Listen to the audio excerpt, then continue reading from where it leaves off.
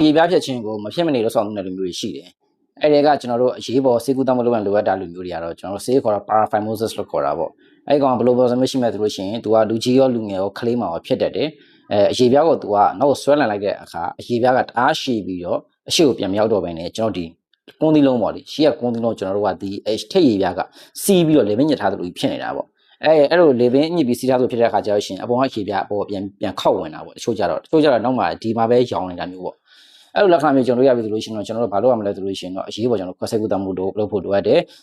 ရန်ရေးစားထားမဲ့ဆိုလို့ရှိရင်ကျွန်တော်တို့အောင်ကျော်လေးတွေကောင်းကောင်းမလျှော့တော့ဘူးတွေးရကောင်းကောင်းမလျှော့နိုင်တဲ့အတွက်ကြောင့်အရန်အခက်မသိလို့ရှိရင်ဒီကွန်းသီးလုံးကကျွန်တော်ပုတ်သွားတဲ့အထိကျွန်တော်ဖြစ်သွားနိုင်တယ်ပေါ့အဲ့အတွက်ကြောင့်ကျွန်တော်တို့ကဘာလို့လုပ်ပေးရမလဲဆိုလို့ရှိရင်ဒီ